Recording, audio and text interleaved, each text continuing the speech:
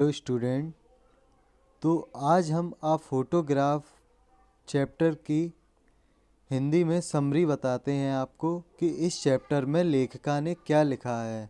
आप photograph chapter शिर्ले टल्सन द्वारा लिखा हुआ है, जिसमें कवित्री बताती हैं कि जब वह अपनी माँ की कमी को कितना गहरा महसूस करती थी।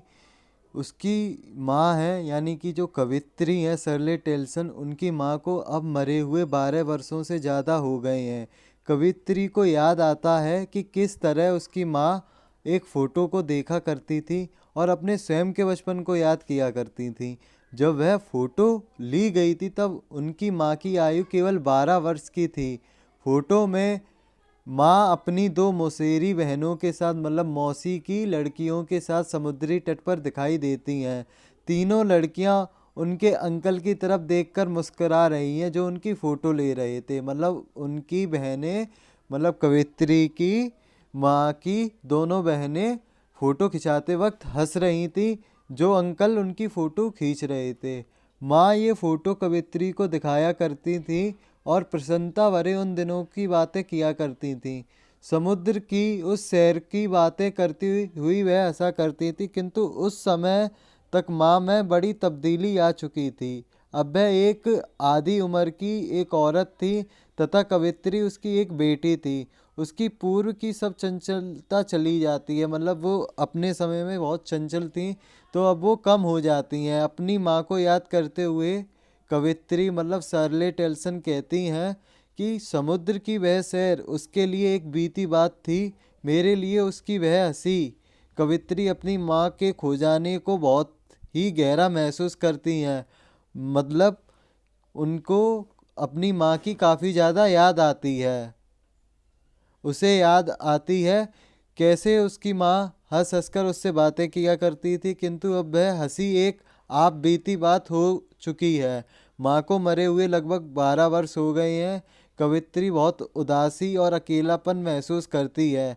वह कहती है कि अब ऐसा स्थिति में है जहाँ उसके पास कहने को बिल्कुल कुछ नहीं है। उसके लिए एक एक पूरा खालीपन है। इसने उसके अंदर की सब चेतनाओं को समाप्त कर दिया है। उसकी स्थिति की खामोशी अर्थात खालीपन ने उसे खामोश बना दिया है।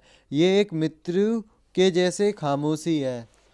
तो स्टूडेंट्स, ये थी आप फोटोग्राफ चैप्टर की समरी कहने के रूप में, और अब हम इस चैप्टर को एक्सप्लेनेशन करके पढ़ेंगे। The card would show me how it was when the two girl cousin went paddling। मतलब कवित्री एक फ़ोटो देख रही है। ये उसकी माँ की फ़ोटो है। इसमें वह देख सकती है कि उसकी माँ कैसे दिखा करती थी जब वह एक छोटी लड़की थी। उस समय वह लगभग 12 वर्ष की थी। फ़ोटो में वह एक समुद्री तट के ऊपर दिखाई दे रही है। Each one holding one of my mother hands, and see the big girl some 12 years or so. All three stood still to smile through their hair. All the uncle with the camera, sweet face, my mother that was before I was born, and the sea which appeared to have changed lest was there terribly transient feet। मतलब कवित्री एक photo देख रही थी जिसमें उसकी माँ की photo है। इसमें वह देख सकती थी कि उसकी माँ कैसे दिखा करती थी जब वह एक छोटी लड़की थी। उस समय वह लगभग 12 वर्ष की थी। फ़ोटो में वह एक समुद्री तट के ऊपर दिखाई दे रही थी। उसके साथ उसकी दो मौसेरी बहनें हैं। वह बहनें उसकी माँ से कम आयु की हैं। उनमें प्रत्येक ने कवित्री की माँ का एक हाथ पकड़ा हुआ है। Holding his hand one of mother hand, मतलब उसकी माँ का हाथ पकड़ा हुआ है। उस समय अवश्य तेज हवा चल रही होगी। And see the big girl some 12 year so, मतलब जो बड़ी वाली लड़की थी उसकी आयु लगभग 12 वर्ष की हो गई। अन्य शब्दों में कहें, उनके मुस्कुराते हुए चेहरे उनके इसी कारण से उनके बाल उनके चेहरों पर उड़ रहे थे, मतलब तेज हवा चल रही थी और वो तीनों अपने बालों में से मुस्कुरा रही थी। अन्य शब्दों में उनके मुस्कुराते हुए चेहरे उनके उड़ते हुए बालों में से देखे जा सकते थे। वे अपने अंकल को देखकर मुस्कुरा रही थी, जिसके पास एक कैमरा था जो उनकी फोटो ले रहा था। फोटो को देखते हुए कवित्री कहती हैं कि उसकी माँ का चेहरा सुंदर हुआ करता था, किंतु ये उस समय से पहले का था जब वह कवित्री अभी पैदा नहीं हुई थी, मतलब शर्ले टल्सन का भी जन्म नहीं हुआ था। वो अपनी माँ की बीती हुई बातों को बता रही थीं। वे तीनों लड़कियां समुद्र में खड़ी हुई थीं। समुद्र उनके पैरों को धो रहा था। कवित्री कहती हैं कि तब से लेकर समुद्र में लगभग कोई तब्दीली नहीं आई है, किंतु उन लड़कियों में एक भारी तब्दीली आ गई है जिनके पांव समुद्र धो रहा था। मतलब कहने का ये मतलब है was there terribly transient fees, मतलब सब कुछ बदल गया लेकिन समुद्र नहीं बदला, समुद्र वैसे का वैसे है। लेकिन जो तीनों लड़कियां थी उनकी एज बदल चुकी है और अब तब से लेकर अब तक काफ़ी ज़्यादा बदलाव आ चुका है। ये हमारा पहले स्टेंजा का हिंदी समरी थी। अब हम पढ़ते हैं सम 30 years later she had laughed at the snapshot see Betty and Dolly she had say and look how they dressed us for the beach. The sea holiday was her past mind is her laughter both vary with the elaborate each of loss. Means 20 या 30 वर्ष पश्चात जब वह 35-40 वर्ष की हो चुकी थी, माँ उस फोटो को निकालती थी और उसे देखा करती थी। उस समय तक उसका विवाह हो चुका था। तब कवित्री उसकी बेटी थी।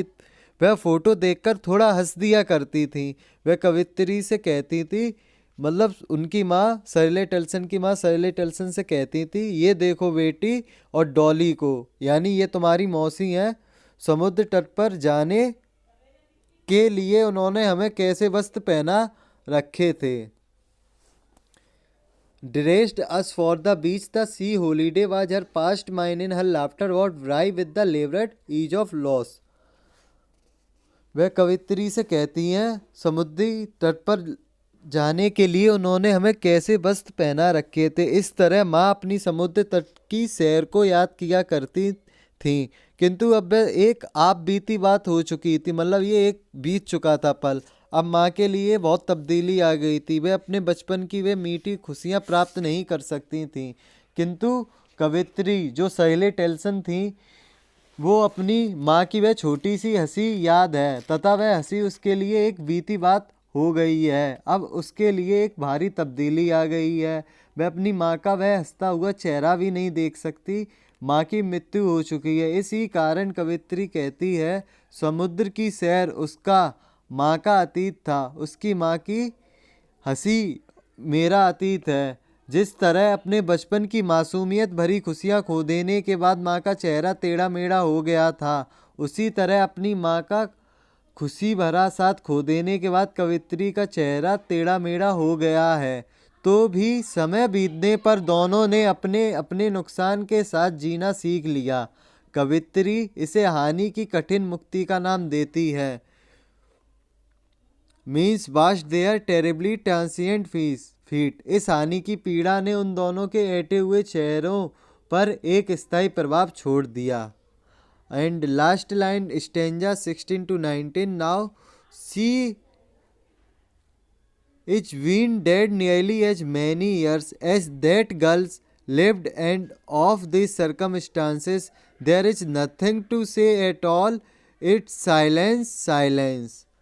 कवित्री कहती हैं, शर्ले टल्सन बताती हैं कि उसकी माँ को मरे हुए उतने ही वर्ष हो गए जितने वर्ष वह फोटो वाली लड़की रहती रही थी। वह लड़की लगभग 12 वर्ष तक रहती रही और फिर वह बड़ी होकर एक औरत बन गई।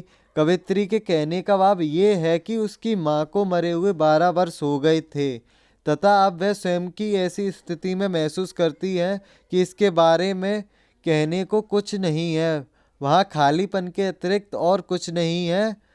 देयर इज नथिंग टू से एट ऑल, इट्स साइलेंस। इस स्थिति की खामोशी ने उनको खामोश बना दिया है। अन्य शब्दों में उन कहें तो उनकी हानि ने उन्हें शून्य कर दिया है। इसके लिए उनकी सभी चेतनाओं को समाप्त कर दिया है।